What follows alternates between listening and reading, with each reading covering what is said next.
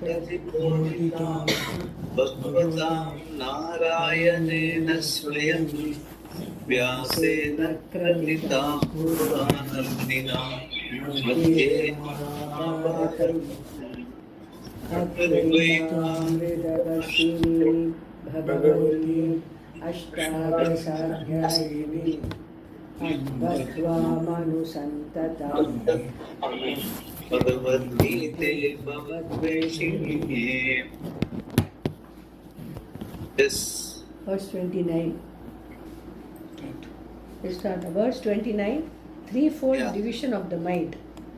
Buddher Vedam Drideschaiva Gunatas-trividam Shunu Prochyamanam-aseshena Pritakvena Dhananjaya. Swamiji, before we start, you went for the Kala Puja yesterday at the temple? Yeah. Yesterday night and today morning also final, and in between I went for another Angala Parameshwari temple of Vijay Swamiji's Purvashram Kuladevam. They also had a Agora Veerabhadra. Very good puja and all that. Very nice. One is Veerabhadra, the other two temples, they are normal Shiva temples, is it? Shiva temple, Kailashanatha. Yeah. Dhananjaya, Aseshena, completely, Prithaktvena, severally, Prochyamanam, being told, Gunataha, according to Guna, Buddhehe, of the mind, Dhritehe Chayeva, and of the resolve, Trividam, the threefold, Vedam, difference, Shrunu, please listen. Dhananjaya, Arjuna, please listen to the threefold difference of the mind and of the resolve, according to Guna, that is being told completely and severally. Here, Bhagavan addresses Arjuna as Dhananjaya, the one who has won a lot of wealth. Arjuna earned this title by winning many battles, from which he amassed not only worldly wealth, but celestial wealth like the Pashpadastra. Addressing him thus, Lord Krishna tells him, Prochyamanam Shunu. Please listen to what is being told now. What is being told now is the threefold difference in the Buddhi, Buddhe Vedam Trividam. Previously we saw how knowledge was divided into three types. Now the Buddhi is being divided, and Buddhi is, after all, Jnana. So here a doubt is possible. Have these differences not already been told? What is the difference between Buddhi and Jnana here? Shankara clarifies this for us. Buddhi is the faculty of thinking, while Jnana is the actual thought modification, vritti, that obtains in the Buddhi. Even though there is no Buddhi without vritti and no vritti without Buddhi, there is a thinking faculty in general, and therefore we make this distinction that Jnana obtains in the Buddhi, while the Buddhi has Jnana in the form of a vritti. Can you all understand? Prasad and Purinjana, it's a very important thing. That's why I'm asking. Buddhi and very important. It is definitely Jnana is it is a vritti, whereas Buddhi is a faculty. There is a big difference there. Yes. Even though for all our practical purposes, in the sense, in terms of worldly activities, Buddhi and Jnana go together. But in terms of the Jnanam which we are talking about, in terms of Atma Jnanam, the Swarupa Jnanam, that Buddhi, that is why, Buddhim tu Asaradim Vidhi. That what we are talking about is, that is a Swarupa Jnanam. Buddhim tu Swaradim Vidhi is Swarupa Jnanam. It's not a Vidhi Jnanam. So that is why Buddhi is distinct from Jnana. For all practical purposes, all worldly activities, Buddhi and Jnana go together. But here he said, no, Jnana obtains in the Buddhi, while the Buddhi and Jnana in the form of a Vritti, only when it comes to in terms of Vritti Jnana. So, Buddhi has Jnana in the form of a Vritti, that is only for worldly activities, for all, Laukika, Vaidika, professional, personal, science, everything. But when it comes to Atma Jnanam, it is not a Vritti. It is a capability of the Buddhi. So, Swarupa, it is a Swarupa Jnana. So, there is a distinction between Vritti Jnanam and Swarupa Jnana. So there is a slight difference between buddhi and jnana, even though for all practical purposes, buddhi and jnana go together for worldly life. That is why you find it difficult to digest that distinction. But the distinction is there definitely. Yeah. Then again, the dhriti, resolve, is also threefold. This dhriti that he is going to talk about later is also another vritti obtaining in the buddhi. These two things then, the mind and the resolve, buddhi and dhriti, are being explained in a threefold way based on guna. This is now being told completely without leaving anything to be desired, aseshataha. Here we have an introductory verse on what he is going to tell in the next 3 verses about dhriti and buddhi. We will see in general what kind of buddhi and dhriti are, satviki, etc. First, the satviki buddhi is being told. How does it So feel? this verse 29 is an introductory verse for both buddhi and dhriti and that's what he is called. Yeah. This 30 we have seen. 30 we have seen. We were in Rajasika. We finished Rajasika mind. Buddhi. We have to That go to is, 30. You have to 32. Mind, right? We have to start from 32. Tamasa 32. mind. The mind, basically. So, dhriti part, he will come to it later. Okay. So, now only the buddhi. Actually, the mind in the Shastra also, the Antakarana itself has got, I think we have told before also, it has got, mind is just manaha, recorder, and buddhi is discriminating faculty. And chittam is memory, just like a memory card in a computer. And fourth is ego. Ego is the wrong identification of I with the body mind sense complex, with the mind basically. Body senses is obvious, but basically the mind. That is where the distinction is not there. I and the ego and the mind, the distinction itself is not there. We think that ego is the mind and the mind is the ego. That is how we live normally. So these 4 factors are there. Antakarana, when we say, there are 4 things. One is ego, memory, manasa, which is just a recorder, and buddhi, which is a discriminating faculty. So here, when he is talking about just mind, it is he is basically talking about buddhi, that discriminating faculty, because the recorder, the memory and ego, as of now, he is not talking about. Because buddhi alone, we can do something about it. If the buddhi has got the viveka, in terms of worldly activities, the discrimination between right and wrong, dharma, etc., and right and wrong in terms of intellectual and all that. Whereas when it comes to what do you call this dharma and adharma, and also what is the nitya vastu viveka, that is again coming to what is nitya means, what is changeless and changing. So those are all very important. Everything is coming in terms of the intellect only. So when here he is talking about buddhi only, mind means he equates to buddhi, and he is talking about, that is where we can do something about. Recorder we don't have to do. Memory is a memory, that's all. It's a question of how much you give importance you give to the memory is again the intellect has to decide. Okay, and ego, again, if you have the buddhi properly, the ego can be downplayed. It can be just used as an operating. So most important part in the Antakarana is the mind, that is buddhi. That is why he is talking about buddhi. He is not really generally talked about dhriti, he talks about, that is resolve and all that. There again, it is more of a, what you call, you choose, in the sense, you will be very clear. Like Shraddha, what we talked about is, if the Shraddha, in the sense, if the intellect is very clear about what is real and unreal, what is dharma and adharma, then the dhriti automatically will, the dhrida nichaya will always be there. So that is why buddhi and dhriti go together. That is why he is discussing only that for the purpose of sattvika, rajasika and tamasika. But that is where we have to focus on. We have to focus on that. If you are able to take care of that, then automatically mind and ego and your memory, we can play only a supporting role. They really don't do anything. Only buddhi is a problem.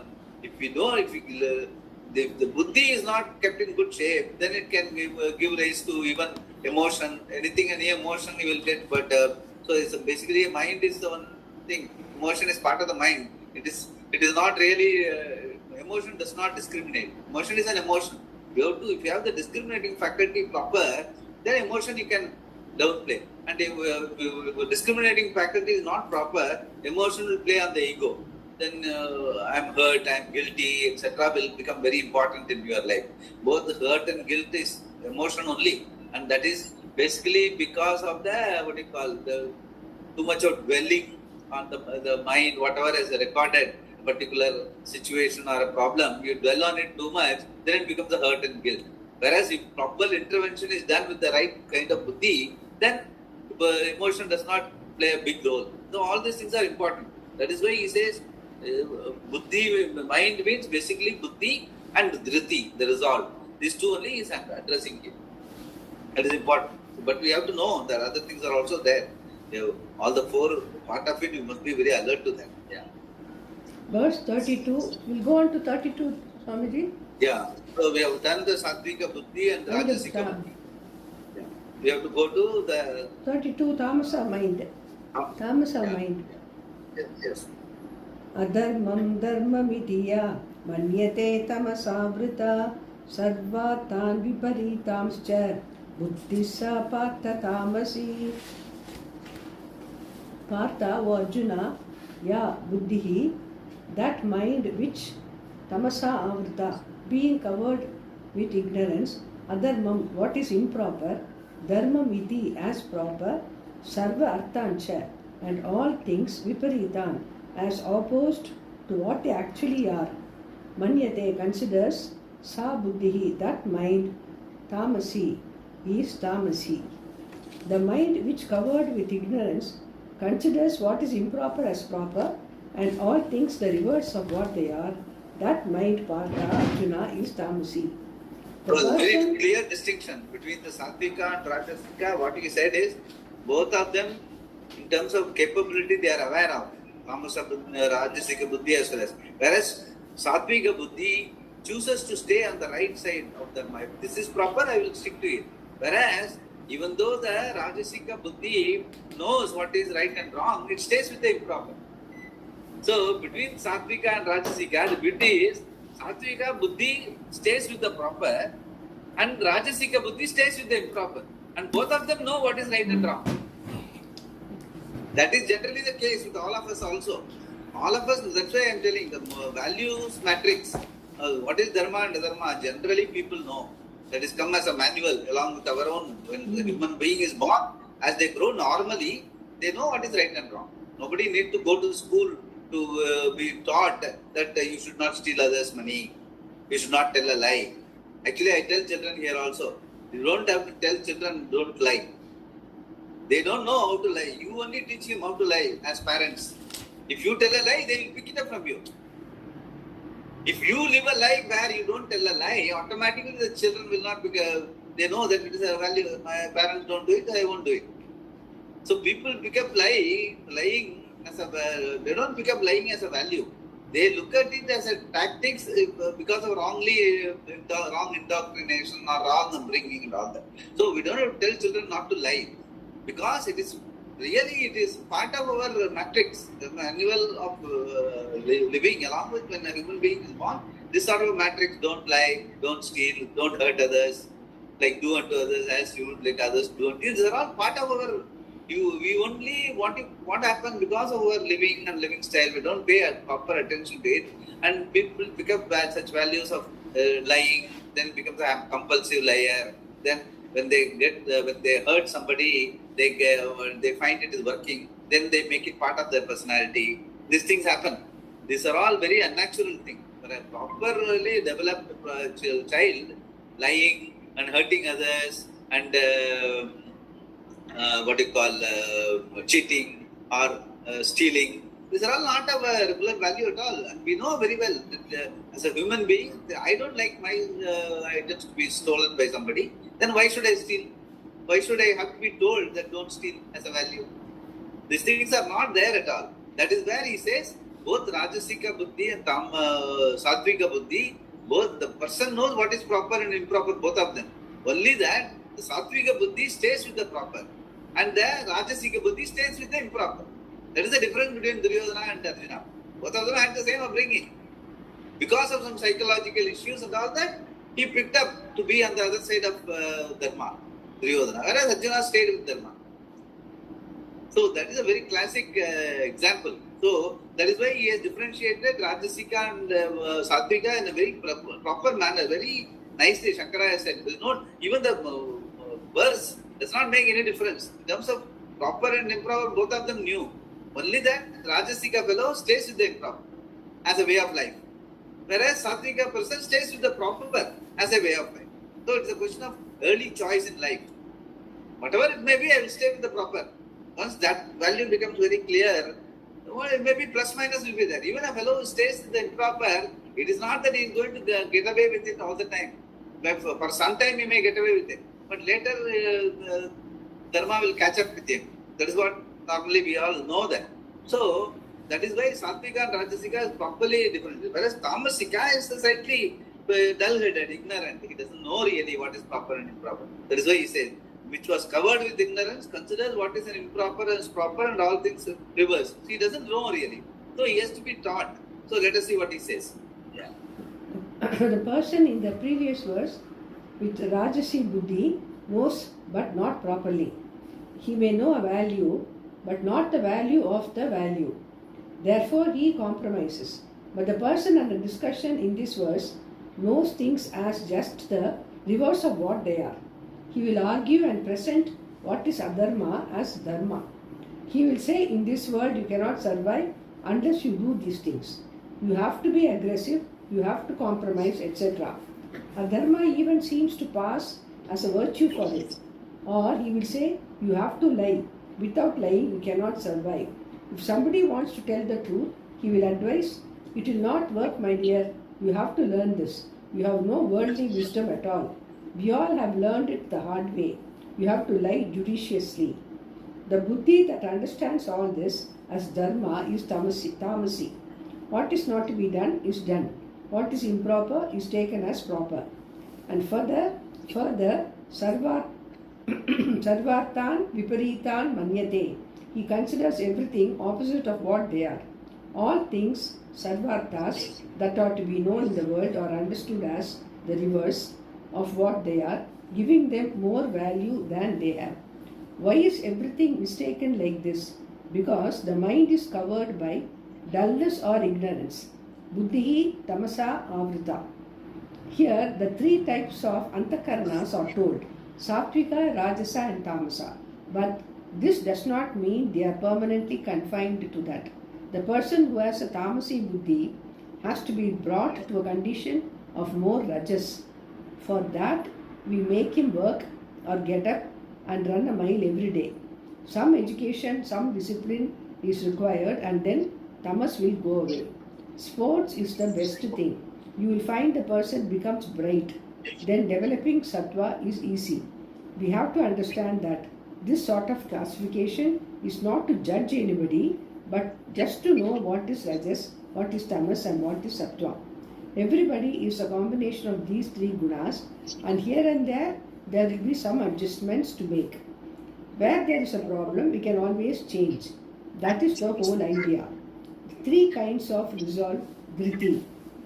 Verse 33. Sattvika resolve. Dhritya yaya dharayate manah pranendriya kriyaha yogena vyabhicharenya dhriti sa partha sattviki. Partha, O Arjuna, yaya, by which Avjabhicharanya Dhritya, the unflinching resolve, Manaha Prana Indriya Kriyaha, the activities of the mind, prana and the organs of action and knowledge, Yogena, by practice, Dharyate, one sustains, Sa Dhritihi, that resolve, Sattviki is Sattviki, the unflinching resolve, with which one sustains by practice the activities of the mind, prana and organs of action and knowledge, that resolve is Sattvika, Partha, Arjuna. Yeah, so there again, we have read that particular this thing, Abhyasena Kaunteya Vairagyena Gluhyate. So by Abhyasa, by constantly put yourself in a situation where you cannot but act properly. Always choose, that is why we say, always choose what is difficult in life first. Whereas in exam, what is easy you will solve first. Whereas in life, ulta, you have to do what is difficult in life. So that practically, in the sense, you put yourself in a slot where you will have to stay with the right thing. That is the resolve. So that the resolve grows in you. So that is, otherwise, if you always have the option of choosing the right or wrong and all that, what will happen? Simon again, when you are not alert, you may choose the wrong thing because you are always available. Both the things are available to you. Whereas you put yourself in a situation as you grow in life, put yourself in such a situation where you have to work it out. You have to work hard. You have to be proper. So we cannot but be proper. Put yourself in such a situation so that the value for being proper, propriety grows. That is a resolve. That is a resolve. Unflinching resolve will grow on you. That is a dhriti which support the buddhi, which is sattvika buddhi. So automatically your dhriti also becomes sattvika. So that is a way to go about life. That is why he is talking about the slight differentiation between dhriti and buddhi. Yeah. Dhriti, as we have seen, means resolution. The dhriti that is sattviki is one that is steady, not subject to change. With an unflinching resolve, avyabhicharinya dhritya, a person sustains dharayate, the activities of the mind, the physiological functions, and the organs of actions and knowledge, manah prana indriya kriyaha. This means that he is able to discipline their activities, keeping them within certain bounds. Even that what you call sadhana chatushtaya sampanna, which Upanishad talks about, there again dharanam is important value. Samadama, Tiksha, Dharanam, Shraddha, Samadha. Dharanam is an important value. The Dharanam is Dhriti, resolve. Resolve to have that Antakarana which is ready for pursuit of knowledge, Atma Jnanam and all that. There, one of the important values, the Satka Sampati, the sixfold values, one of the important values is Dharana. Dharana should be firm. Once you know what is right, be firm with it. Don't go away from it. That is important.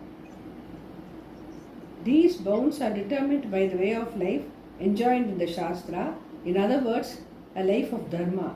This is a person who is able to keep himself from going towards a life that is not in conformity with the Shastra. For this, you require resolve, because the tendency to do things which are against dharma is very natural, swabhavika.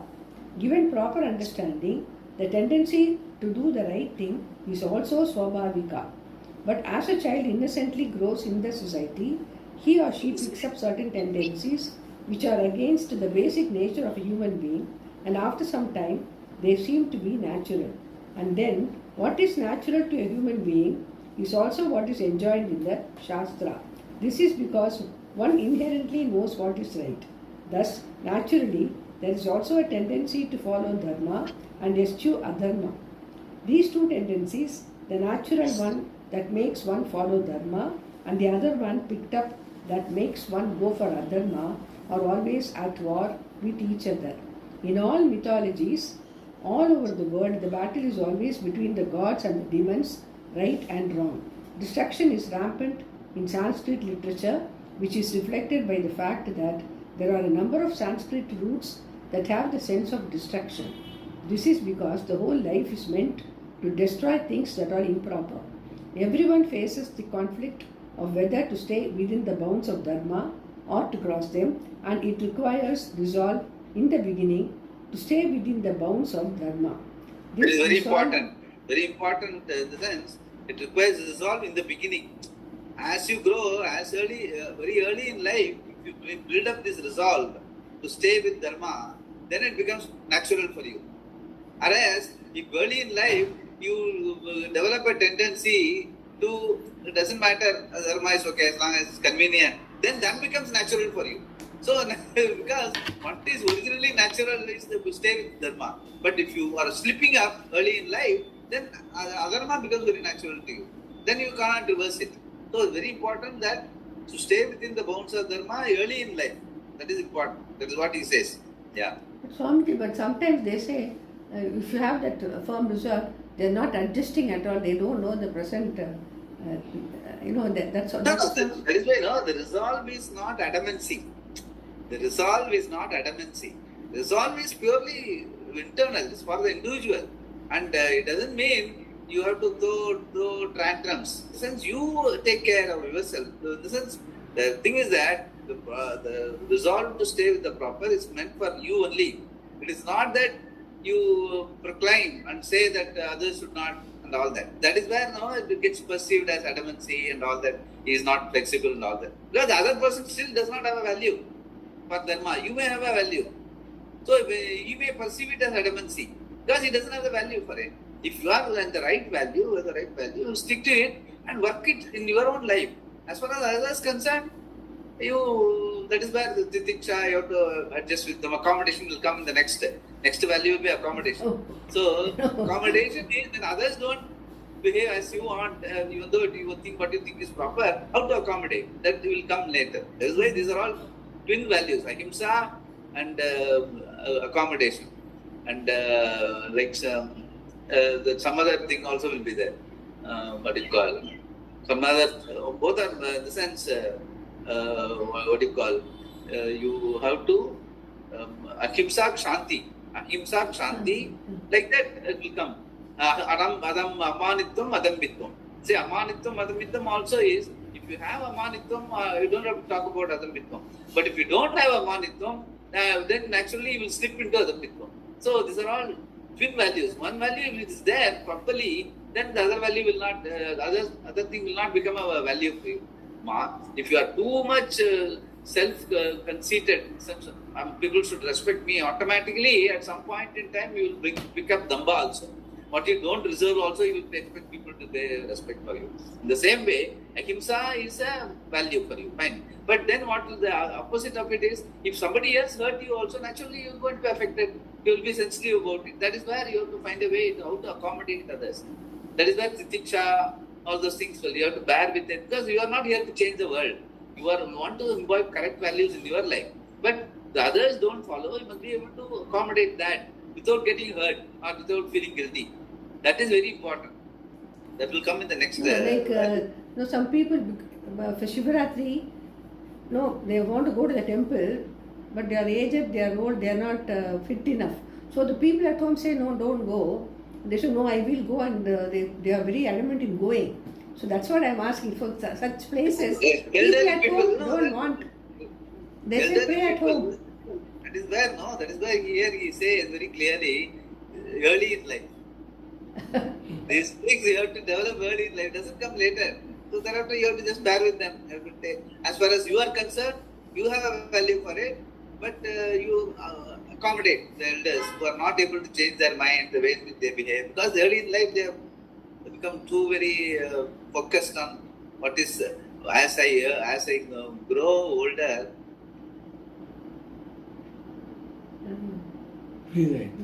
Internet. I always tell, wherever I am, Bhagavan is with me, that should grow over a period of, there is a reality also, and that is also, the life also forces us to look at it that way. That is why before we become old, wherever I am, Bhagavan is there with me, that should be able to, we should be able to cognitively understand without others telling me. So that is very important. That is why, here he says all these things we have to develop early in life. When there is something very fixated, adamancy and all that. So at that time you should tell, no, it's not. What am I looking for? Now I am healthy, I am able to go. But what is my understanding of Ishvara? It is not because I go to temples and I keep on looking at the image and I keep worshipping. No. What is the reality? What is the Ishvara? Understanding Ishvara is more important than worshipping Ishvara mechanically. These things we should know very early in life. Then only you will make those adjustments later in life.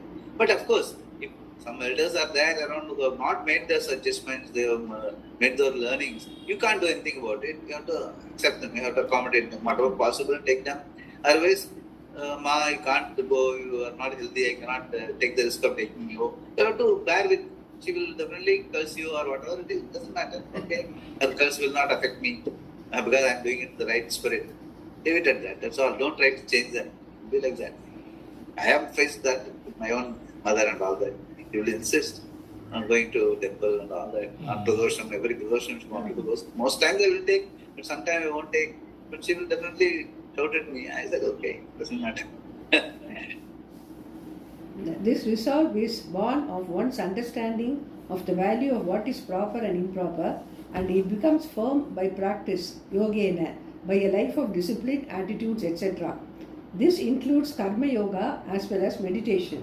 A person who is able to control with a firm resolve these activities of the body, mind, sense complex by the practice of discipline, etc., has a resolution, dhriti, that is satviki.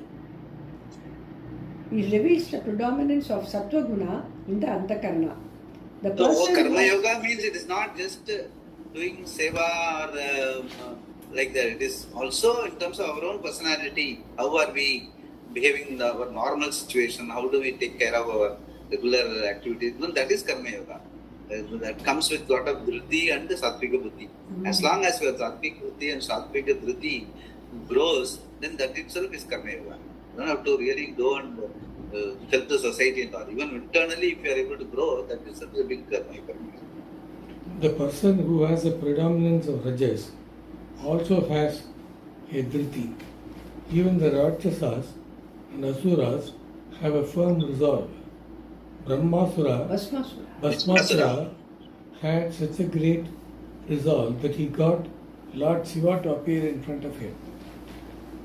He had to have tremendous dhriti, otherwise Lord Shiva would not have come. But when Lord Shiva asked him what he wanted, Bhasmasura said, "Whomsoever I touch should be reduced to ashes." What kind of resolve is that? A few people in the business world have this kind of dhriti that is meant to destroy everybody else. Very few can really come to the top of a big corporation, and those who do, with a few exceptions, have a lot of cunning and do a lot of cheating. They cheat the government, they cheat the public, and they cheat their co-workers. They even write books on how to be successful, and again become successful from the book sales. Such people have great dhriti, but that dhriti is not sattviki but rajasi. Having great resolve does not make a person great. You have to find out what motivates his dhriti.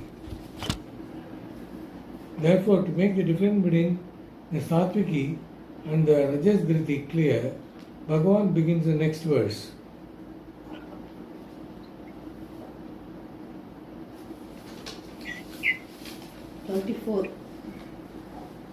Yaya tu dharma karmartan kamartan dhritya darayatorjana darayate arjuna prasangena palangalchi dhritisa partha rajasi.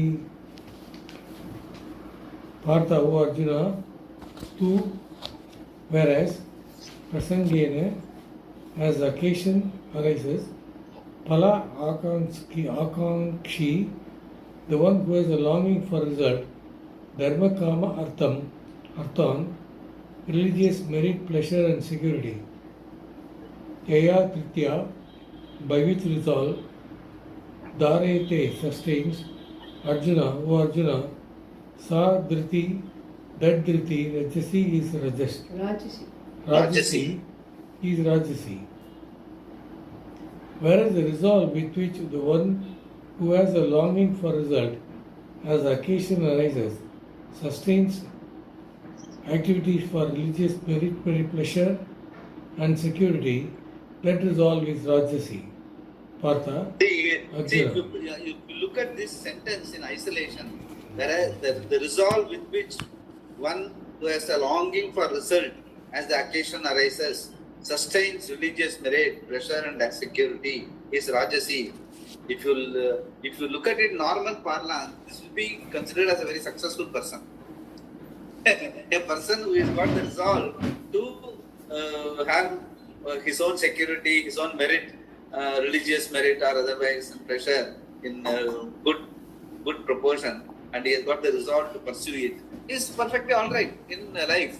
But that is not helpful in terms of claiming it to be a sattvika buddhi. It doesn't doesn't reinforce sattvika buddhi, because you are looking at it very only this, what am I getting, what is in it for me, that sort of an attitude.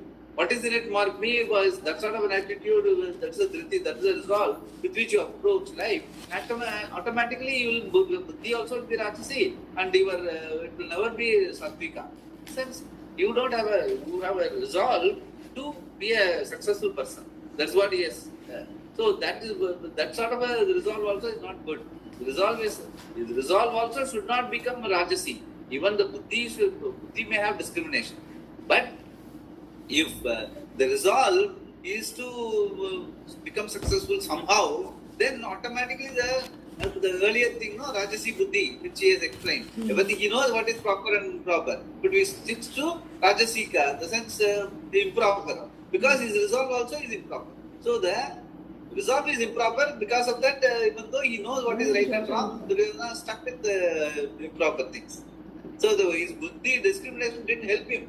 So the Buddhi became Rajasi and the Dhriti also became Rajasi. So that is why Buddhi and Dhriti goes together. Even if there is some, the Dhriti, suppose you have Sattvika Dhriti, even if there is a tendency to go for convenience, your resolve will push you back to Sattvika Buddhi. In the sense, no, I must stay with the proper. So that is important. Early in life, we have a resolve to stay with what is proper. Don't look for shortcuts. Even though things around me, they are moving in another direction, other people are getting benefited. So, whereas I am being very straight and all that, I am not getting benefited. So, I may get tempted to develop a dhriti where I do what is might is right. So, get into such situation. So, always that dhriti and buddhi has to be on the right side. That is why both have to be sattvika. It is important. Both have to be sattvika, or else both will become rajasika, whether you like it or not. And tamasa, of course. Tamas will come later, but there won't be a resolve to improve. You know that you are ignorant, but you don't do anything about it. What will happen? You will remain ignorant. So dhriti, there again, dhriti does not help. That is why he is clubbed both dhriti and buddhi. Yeah. This is the resolve with which one sustains. That is, engages in activity of the mind, senses and the body, mind, senses and the body, that are meant for dharma, artha and kama. Dharma means punya here, religious merit. Here we are discussing a person who spends his time planning how to get more punya and how to get it more easily. Why? So that he will get better security, artha and pleasure, kama later. He plans and schemes and does all the necessary activities because of certain resolve, paying attention to dharma only for the sake of artha or kama, not moksha. Then again, he is desirous of gaining a result, palakamshi. Pala-akamshi means very much focused. Pala-akamshi. Whenever there is an occasion. As the occasion arises, he becomes desirous of the result involved. That is, he tries to convert every opportunity into something beneficial to himself. And the benefit here is not antakarana suddhi, not moksha, but dharma, artha and kama. He exploits every opportunity to serve his own ends. Thus, he is an opportunist. He does not miss an opportunity to acquire dharma, artha and kama because of his very sustained resolve, dhriti. Without that, he will miss some opportunity, but while others are missing out, he has a vulture's eye on how he can benefit from a situation. So this is very much true. I tell you, most of the 99% of the Vedikas live like this.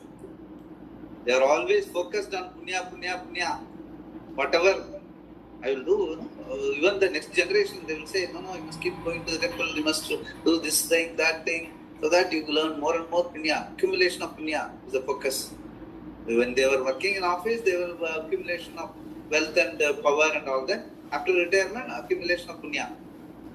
That is how most people live. This is a very dangerous dhriti. This is a resolve, Rajasika resolve is not a simple thing it is. We have to be deliberately, what are we really looking for? Dharma, artha, kama has been We have lived like that 60 years, 70 years. Dharma, artha, kama, everything. Fine, doing it properly, getting punya, and all. Where are you now? After doing all the artha, kama properly and punya properly, where are you now? Are you satisfied? Are you a happy person? You don't have any problem with the world around, or your next generation, or in the family? Are you a satisfied person? If you are not, why? You have to look at it. Why? So dharma, artha, kama is not the end of life. There is something beyond that. Pariksha lokan karma chitan nirveda maya brahmana astya kritaha kritena. It is all okay. I've lived like that. It's fine. I'm in a good position where I can look at my life, re-look at the whole thing. And now at least if I have the faculty in shape, then I must look for what is moksha means freedom. Moksha means not being born, and it is not a thing. We really don't know. Freedom in my own mind. Here and now where I'm a happy person. Whether I'm able to be with people, even though they are not in good shape. I don't allow them to hurt me, or I don't allow them to make me feel guilty. And to the extent possible, I help them. And if I am not in a position to help them, I pray for them. And if they misbehave, I again pray for them. Let them not behave like this. It's not going to help them and all that. So, but for that, you must have a lot of satisfaction in your life. Whether you have it, if purely pursuing dharma, artha, kama, the Shastra says, no, you are not a satisfied person. That is why pariksha lokan karma chitan nirveda maya. That is why you will have to look for that freedom. What is that freedom?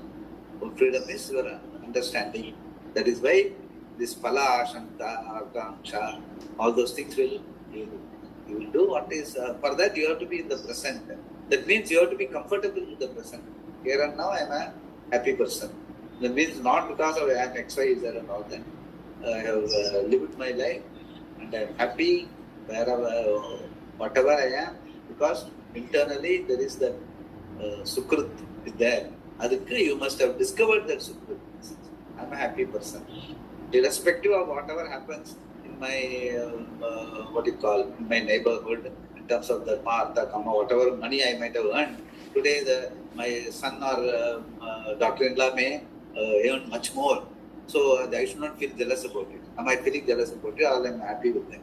So all those, any neighbor is doing better than me. Even though he was also same like me, but he's got a Mercedes, whereas I am still not my Maruti. So there I am happy with that.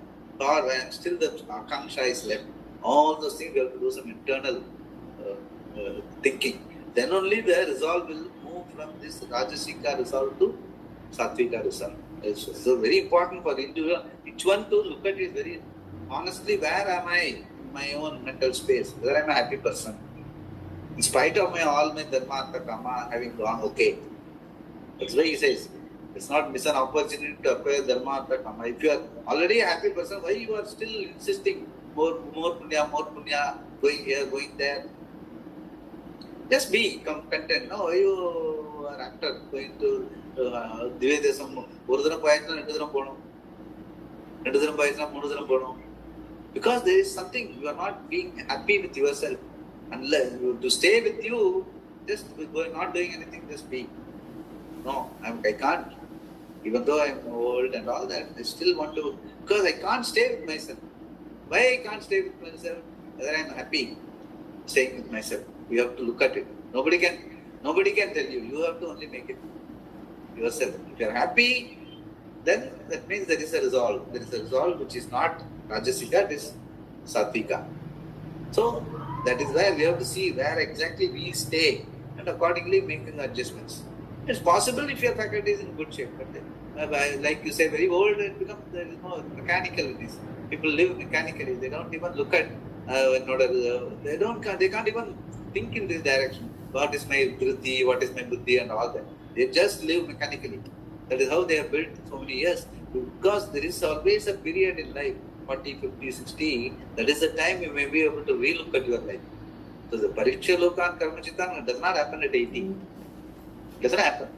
So you have to do it early in life. That is why early in life you have to, your faculty is in good shape, you have to develop this value for this moksha. Moksha means freedom. Freedom in the sense, here and now I must be a happy person.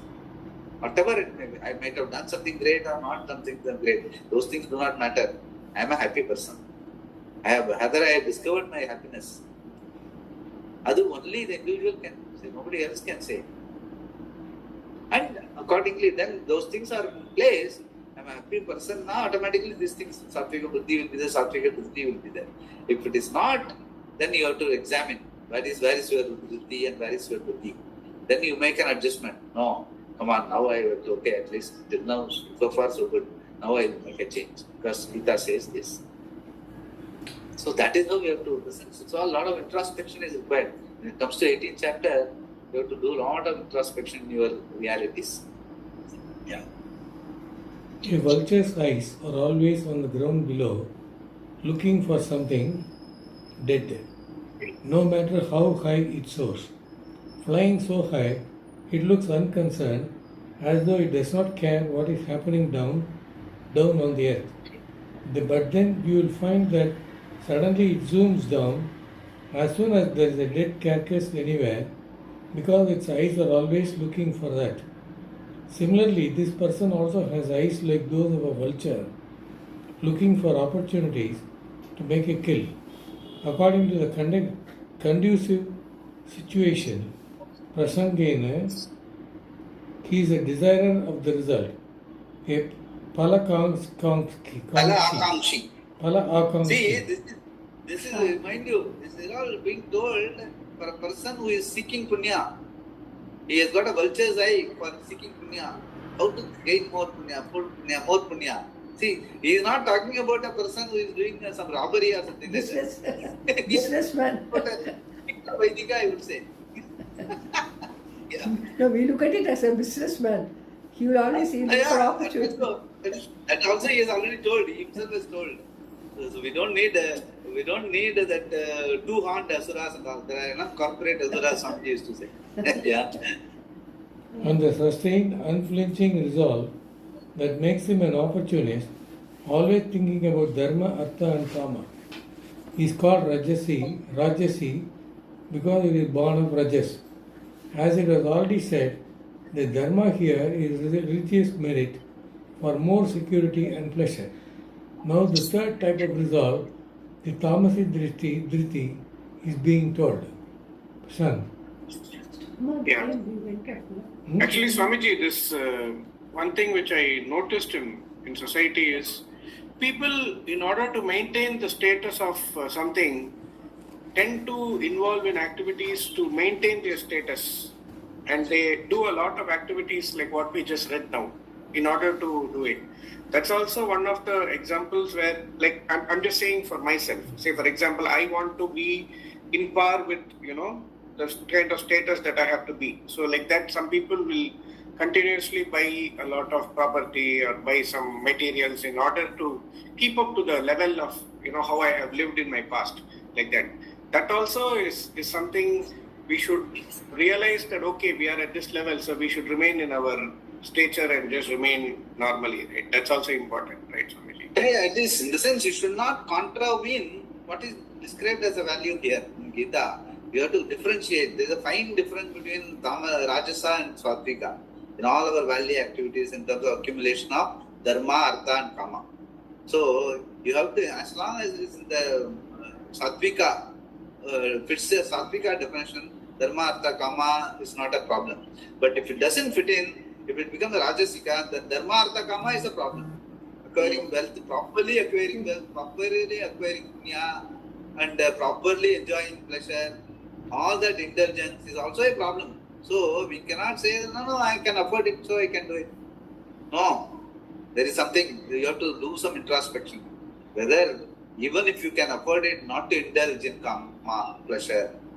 Even if you can afford it, don't flaunt your dharma. Don't keep going to big yagas and big lavish like Pushpanjali, பூவாரி கொட்டுறது அப்படியே பகவான் மேல. பகவானுக்கு பாவம் உடம்பு இருந்தாருன்னா அவர் பூவாலே அடிச்சுடுவாங்க. பூஜ்னா இதற்கு பூசொரியல். So this is all again, பூசொரியல்னா என்ன அர்த்தம்? You are plucking the flower from the tree and you are making the plant suffer. and decorating your table with the flower. Cut panni you want the bottle of thanni vittu vekkradha what is the big deal. So that sort of a sensitivity, all those things are very important, especially when you can afford, then these things become a problem. Dharma, Artha, Kama, there is a fine line of difference between Satvika and Rajasika. Tamasika, at least he can say, he doesn't know. Okay, you have to make him know. Possible if his circumstances allow, he will know. He will learn the hard way or the proper way. Whereas Satvika and Rajasika, there is only a fine line of difference between Arjuna and Duryodhana. So you have to be you have to ensure, that is why they are all archetypes. Could have easily Duryodhana, could have been easily Arjuna. So that is where you have to be alert to that. Yeah, that's what you have to say. In the sense, there is no fine, there is no sitting here, we cannot judge. You can perhaps judge yourself, but I cannot judge whether accumulating you are accumulating wealth at this stage in life is okay or not okay. You have to know. You have to see where to draw a line. Where to, since you are the whole the acid test is whether you are a satisfied person. At the end of the day, what we are looking for, the freedom is nothing but satisfaction. Satisfaction is not just because others say, it is because whether you are able to be a satisfied person, wherever you are, whatever you are, that you have to make. That is, the satisfaction comes out of that, what I have written in that, whatever I given the talk, the talk as well as the article. It talks about your fundamental unconscious as a being, whether you want to be an inhibited consciousness or you are an uninhibited, a free person inside as a being. That is because that is the value. Whether you like it or not, at the end of the day, you will be judging yourself on the basis of that. Whether my unconsciousness is uninhibited, I am a happy person. It will have a ramification. Only the way in which you live your life. அதை பார்த்தா நமக்கு தெரியும். இப்போ வந்து பல ஆகாங்ஷி all the time looking like a vulture. Swamiji, what he tells is, you can see easily good people also can make out easily. You can make out in the families also. Always looking for more and more punya. And compared to even something goes wrong in some other family, they will see நம்ம தர்மமா வாழறோம், அதனாலதான் நமக்கு ஒன்றும் problem இல்லை. அவளுக்கு ஏன் problem, அவ தர்மமா இல்லை. All this I have seen all these things. It's all there in society. In our own society, it is there. Yeah, we have to be alert. If we are honest to ourselves, then these things will make a lot of sense. Otherwise, it won't make sense, honestly. Very important. Yeah, that we have to keep looking at it. Swami, I have a doubt here. See, yesterday I was watching that Sringeri Shivaratri Abhishekam and தேன் வந்து நிறைய விட்டா பெரிய இதில். I'm amazed because தேன் வந்து, but I was very happy to see அவ்வளோ தேன் வந்து விடுறது. இது சின்ன லிங்கம், இவ்வளோ பெரிய இதில் தேன் விட்டா. Then after that, dry fruits வந்து big plates of dry fruits, அது பாட்டுக்கு ஒரு 12-14 plates பெருசா on the Sivalingam.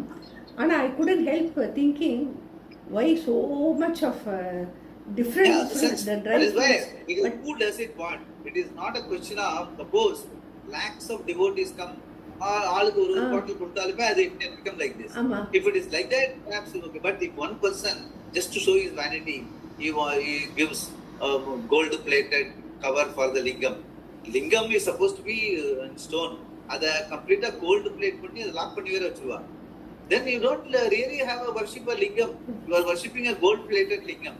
That is not auspicious also. All these things happen because of the Rajasika. Now, why I am asking is, this you were talking about uninhibited, inhibited.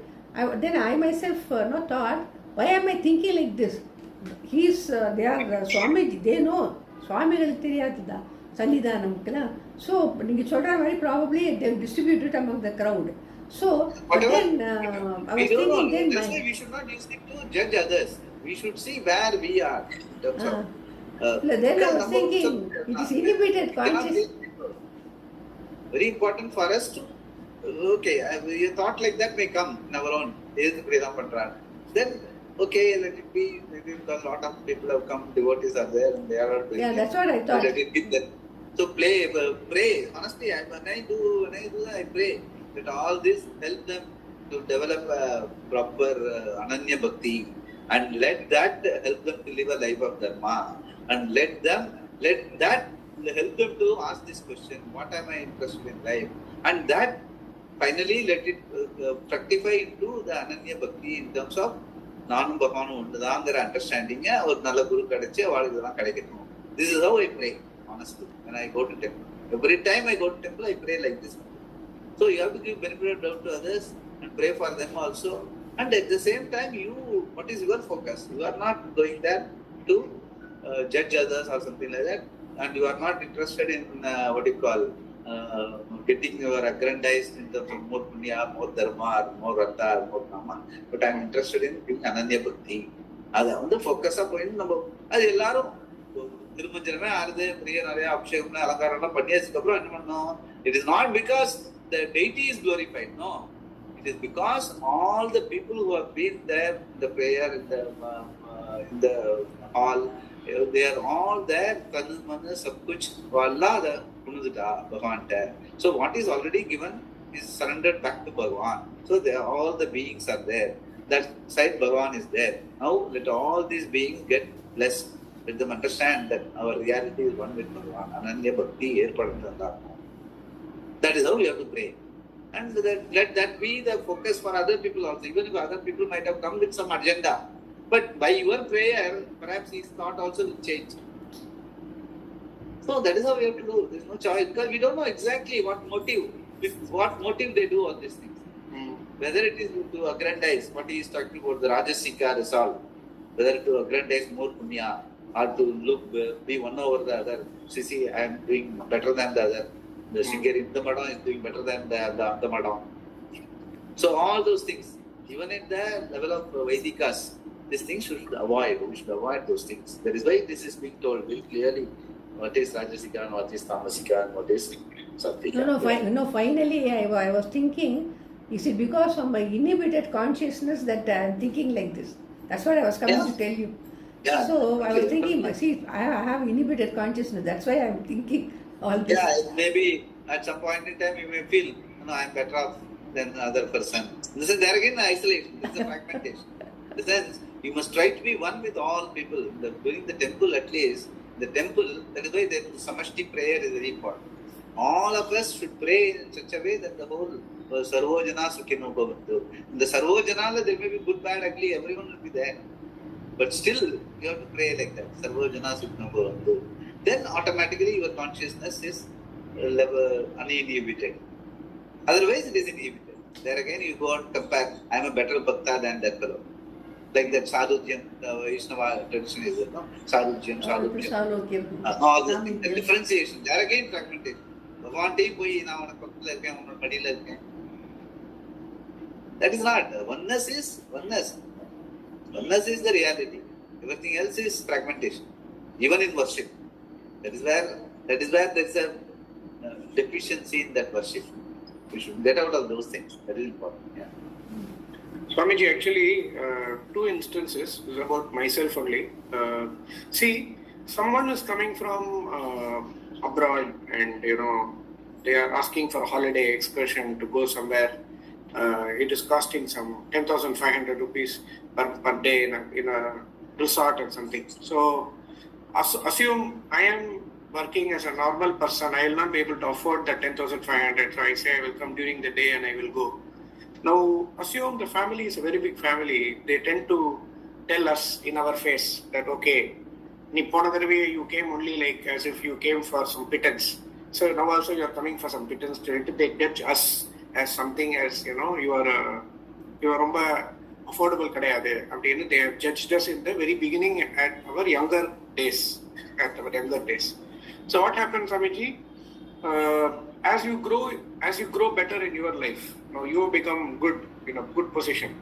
Now what you do, to tell you the truth, Swamiji, in my case, I'll just take me as an example. Saturdays, when I have to go for work, Swamiji, I am basically in US accounting line. Now, for me to know Indian accounting line, I should also do Indian audits. Then only I know Indian accounting lines. But if I have to do Indian audits, I have to go to Ambattur, Maraimalai Nagar, all those places on Saturday for audit at around 9 o'clock. By the time I finish work on Friday, it is 6 o'clock morning or 5 o'clock in the morning. I only can sleep 3 hours. But according to my position, as you said, dharma, artha, kama, according to my position, I can only go by bus or I am allowed to go only by train. Now what I am doing, I unable to accommodate my health for that aspect of going by bus or train. I am taking a car with a call driver and I am going to that place in the car. So in order for them, appropriate to the situation, in order, because when I go in Swift and get down and my manager is coming in Honda City which is 10 years old, he will mistake me. So what I do, I park the car in some temple before, in a company before itself. I show as if I am not coming in the car, but I am not lying to them that I am coming in the car. Now after I go there, I do all the audits, I am in line with the accounting practices. But finally what happens, someone in the family who finds out because of our inability to not be secretive, someone finds out that, okay, I have a car, I have a driver. Some elders in the family tend to judge me as, okay, oh, now you became very extravagant, now you became very rich, you are able to spend for car, you are able to spend for driver and be there. So you are very well affordable, so why should I pay you this consultancy fees like this, like that, they are telling me. That also I have accepted like that and I am going on. But what is happening is, Swamiji, last 2 years, for the audits that I do on Saturday, if the payment is 5,000 or start with 5,000, 1,500 or 2,000, I end up spending 1,000 rupees for the driver. But here I am looking at the knowledge that I am getting rather than the money that I am spending or money that I am getting. So is that a correct approach what I am doing? Just see, whatever you said, I can make out that is a correct approach. But only what is not the correct approach is expecting others to accept you. That is not correct. You are doing it, you are very clear about your conscience, why you are doing it, you can afford it, you can do it, you want to learn, that's why you are doing it, even though that the cost that is involved, what has been budgeted by the company is only for bus travel or something like that. You take the travel and you spend that extra and you learn. But if somebody else tells all that, that is fine. You don't take it because they are telling from their own perspective. You don't have to give a value for them. What is a value? You are not trying to show off. You are doing it, you are trying to save your health. You can afford it, so you are doing it. And you will learn also in the process. Stay with it, that's all. Don't worry about what others say. What others say is a problem, mostly in life. If you are very clear as to what is your way of thinking and all, go ahead with that. If there is some problem there, you correct it. That's what it is. Yeah. Verse 35, Tamasa Risam. Yaya swapnam bayam shokam vishadam madamevacha na vimunchati durmeda driti sa partha tamasi. Partha, O Arjuna, Durmeda, the one whose thinking is improper, Yaya, Dritya, by which resolve, Swapnam, sleep, Bayam, fear, Shokam, sorrow, Vishadam, depression, Madam, Evacha, and intoxication, Na Vimunchati, he does not give up, Sa Dritihi, that Driti, Tamasi is Tamasi. That resolve by which the one whose thinking is improper does not give up, excess sleep, fear, sorrow, depression, and intoxication is tamasi. Partha Arjuna. Here is another person who also has driti, a very well committed resolve, but it is because he does not give up. Na vimunchati, certain things. If he does not give up these things, even though you must try to make him a little different, his driti must be very firm. He has some kind of commitment that does not allow him to give them up. For example, no matter what happens, he will not give up his sleep, swapna. It is very important for him. It is interesting that Krishna uses the word swapna here, which can mean dream as well as sleep. From this, we can understand that not only does he sleep too much when he is awake, he spends his time daydreaming. No, sleep too much. When he is awake, he spends his time daydreaming. From this, we can understand that not only does he sleep too much, that is one thing, and when he is awake also, he spends his time daydreaming. Lot of fancies, ideas. It is not in the realist. Yeah. If he does not sleep, he daydreams, and thus we say he does not give up swapna. Swamiji, actually, this since I am in the same line of life, I am just asking. See what happens when you go to sleep at around 4 o'clock, 5 o'clock in the morning, Swamiji. You need about 6 hours. By the time I get up, it is 10, 11. So karma I am not able to follow in the right timings. But many people quote to me as an example saying, see Sannidhanam, see Mahasannidhanam, they sleep only 3 hours. after 3 hours, they do the karma at the right time. So you do the karma at the right time, get up and again go to sleep. Like that they advise me. But I am unable to follow all of those things. So sometimes, as you say, just follow what you feel is appropriate and go ahead with what you are doing. As far as you are doing the karma, it is enough. We are doing like that. So will that bring a lot of pain, dukkha, sorrow to us in the future? Is it like that? Is it like that? No, that is what I'm telling you. The pain and say the hurt and guilt, whether it is because you are in your own estimate or in your own judgment understanding, whether you are violating, you are doing a commission or an omission. That is what will should give you hurt and guilt, not because others think something.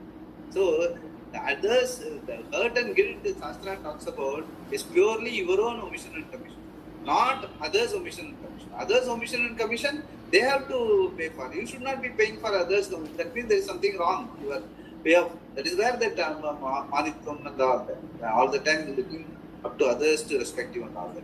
It is very important that you keep it away. You keep focused. You know what is right and what is wrong. As long as you are following that, you don't have to feel guilty or hurt. If it is because of others, whatever others say, if there is something sensible which you can bring it up, incorporate in your way of living, you can do it. If you are not able to do it, just leave it at that. Don't get hurt and feel guilty because of others say about it. That should not be in our calculation at all. Very important. Yeah. And here, of course, the Swapna part of it is talking about is daydream, or like in the sense you always live in your fancy. And you are not you are not very realistic about your own understanding of your life, what you can. You tend to dream a lot. The sense, dreaming, what happens? Dream is, they say, it's an altar of your waking state. What are your fancies? That only comes as a dream. What you are not able to achieve in your practical life, waking life, that comes as a dream. So, if you get quite restless and funny dreams and all that, you have to, today morning when you get up and all that, do some yoga, meditation, and a lot of introspection, so that, and do some hard work and all that, all those things to ensure that the sleep is peaceful and that the daydreaming stops. Daydreaming stops and the night dreams also are not really disturbing. So you have to look at it yourself, honestly. Whether I'm dreaming because of I'm not having some problem in my stomach, because of that I dream, or it is because I am dreaming a lot during daydreaming, that is why it comes out as a dream in the night. All those things we have to look at ourselves. We don't have to really depend on others. We know very well. That is why I always say, it is not that we don't know life. We know Dharma very much. We know what is right and what. We have to be honest ourselves, do some introspection, spend some time every day, 10 minutes, do some, self-lecturing, what they call, soliloquy. You must be able to do that. Day to day, like they say, once a night, but all you have done something wrong to somebody, the night you bring it up in your mind and to say sorry and try to do something. Next day, this I will do to compensate for what I did for that person yesterday. Or I will, if that person is not available, I will at least offer some prayer. So all these things. You have to do some self-introspection, self-lecturing. Soliloquy is very important. And correcting yourself. Nothing is hard and fast. Not everything you can slip, but you must be able to make an effort to correct yourself. That is very important. Yeah. We saw in the 6th chapter that there is no yoga for the one who sleeps too much. And it is yoga that destroys dukkha, pain or sorrow. But for this person under discussion, who has tamasi diti, there can be no yoga. Because when he is awake, he always has fear, bhaya of one thing or the other, fear of death, naturally, and fear of losing money and other resources. He cannot give up this fear because he will not do anything to get rid of it. He must do something to give up fear, and for that, certain type of resolve is required which he does not have. Yeah. As long as he does not address the problem, the fear does not go. For the same reason, he cannot give up sadness, shoka. He will not do anything to address his sadness, and if you talk to him for 2 minutes, he will make you also sad. He's such an infectious sadness that anybody coming anywhere around him becomes sad. Not only will he not give up the sadness, he will have some philosophy to justify it also. Besides shoka, tangible sorrow, he cannot give up his depression, vishada, which generally pervades his entire daily activity.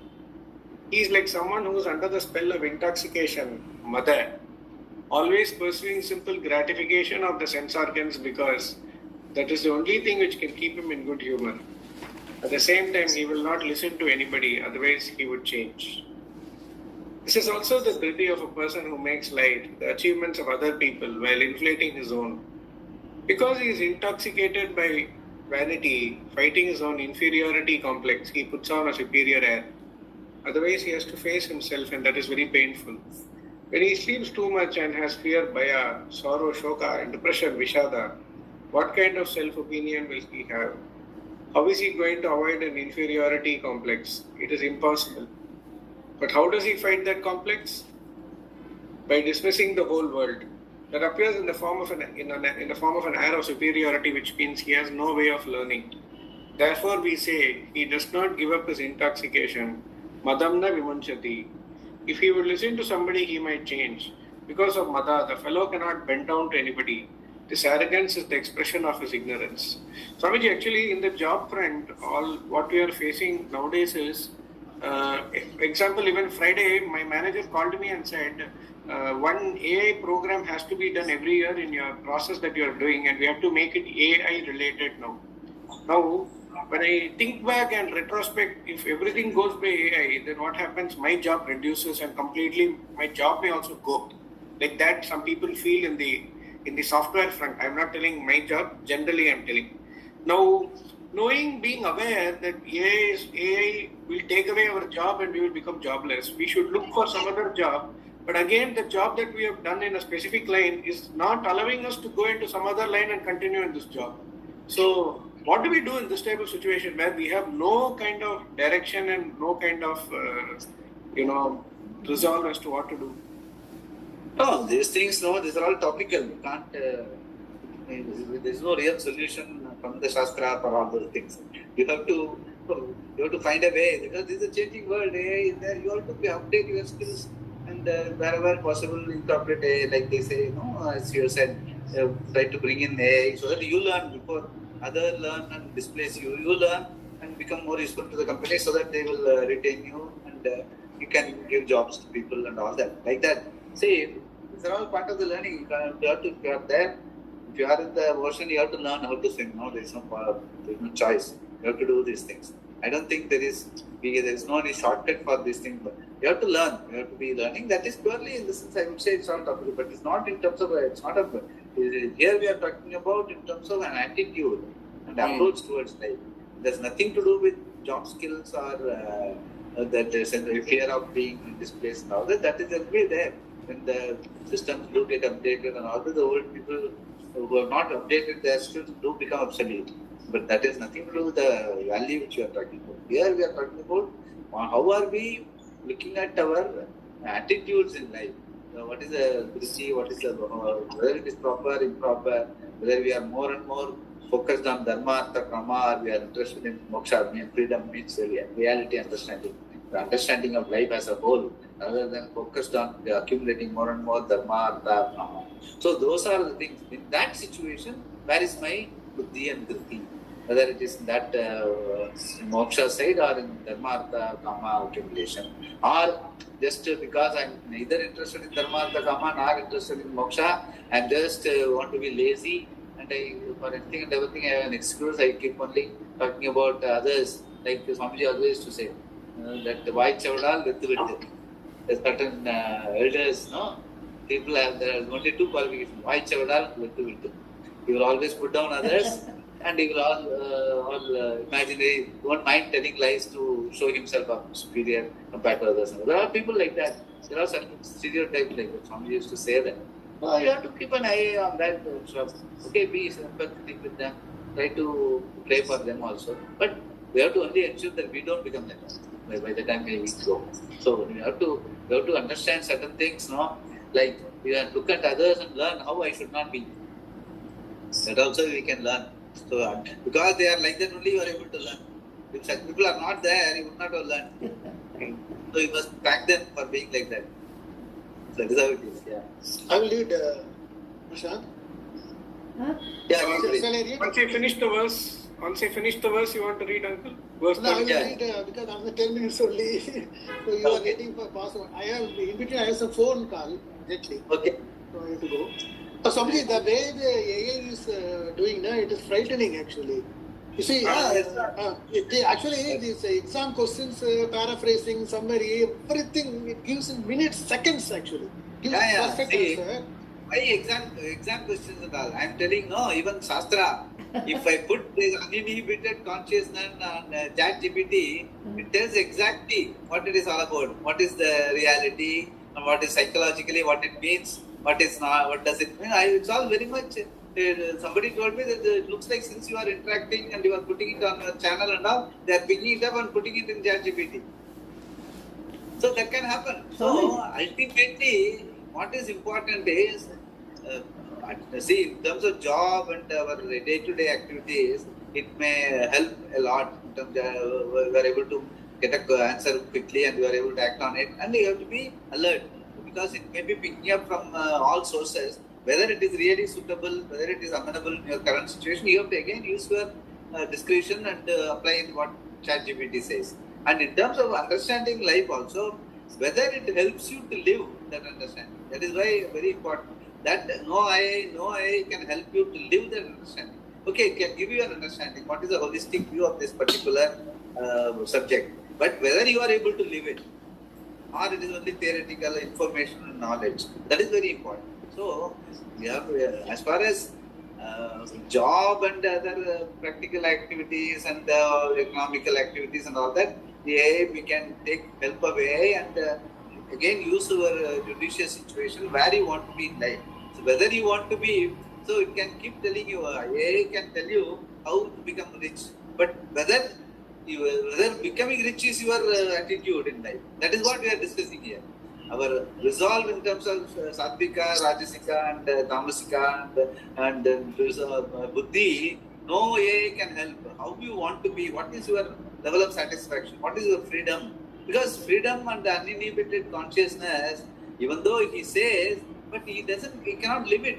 He doesn't have a living person. Because living person, he will not be able to give that data. The person who is Desa Kala Vastu Aparichinnam, timeless, spaceless, objectless being, there won't be any data available in AI or anywhere for that matter. That being is only you, your internal understanding of the life.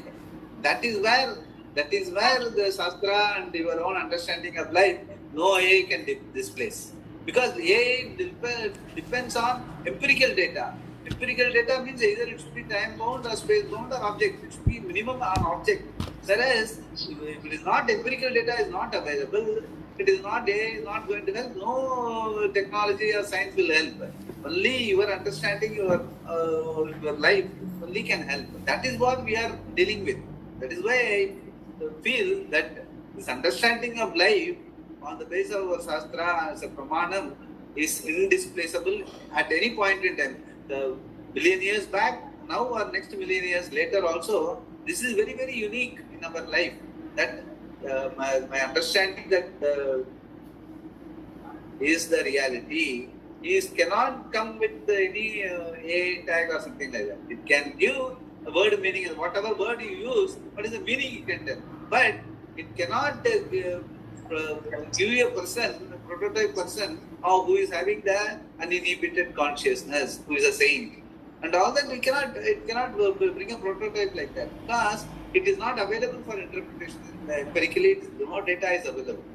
That is where we have to be very alert to what the AI can do. No, AI can only help an individual, a human being, to make use of all the empirical data. But it cannot make a human being. Human being is a being. No, being is what? Is timeless, spaceless, objectless situation it is. And that only you can know. No AI can help.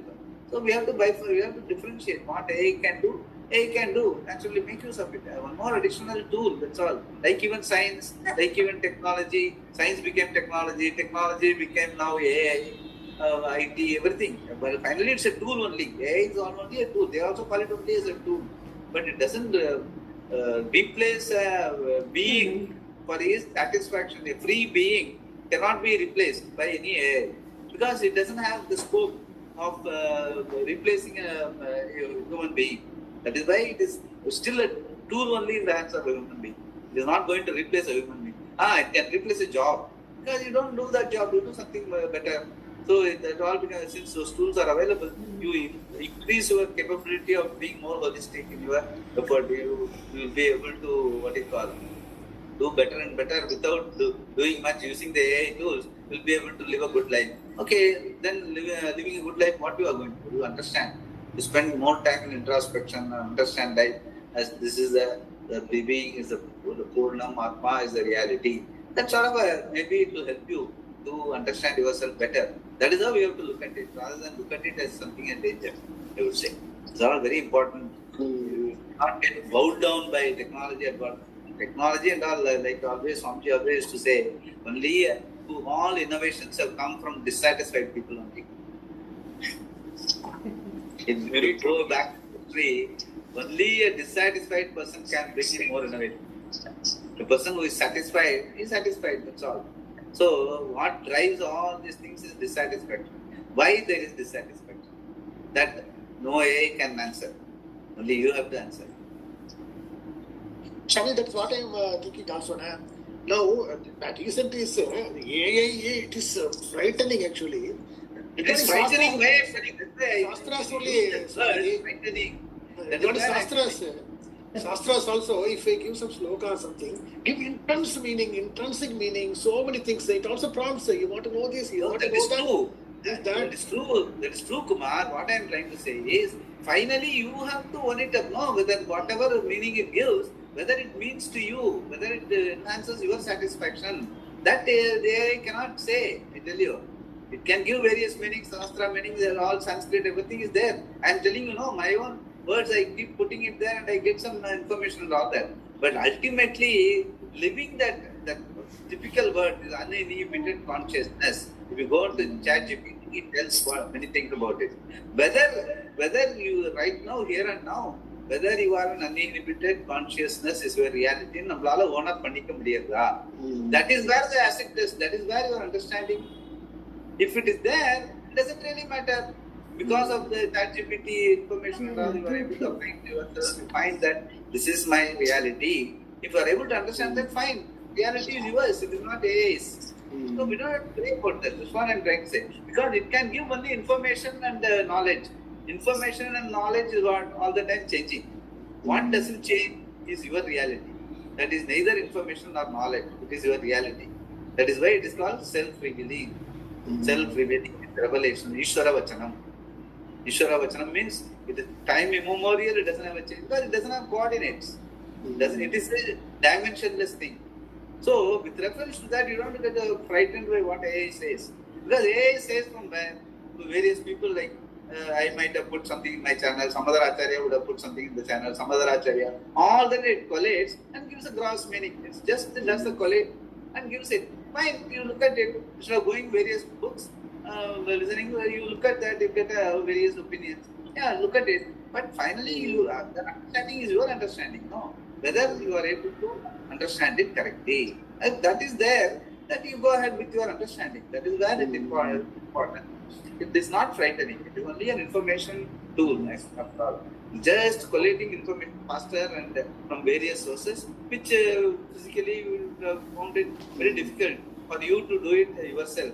So it is an additional tool. Use that tool and instead of allowing it to frighten you, use those tools and all the information and find out where you stand and stay with it and improve upon it if it is need to be. That is where this, whatever we are talking about, Sattvika resolve, every guna has been bifurcated into Sattvika, Rajasika and Tamasika. Shastra keeps doing it for us. The entire 18th chapter, before that 16th chapter, 14th chapter, they bifurcate just to see where we stand. It shows us a mirror, where you are in terms of attitude, in terms of values.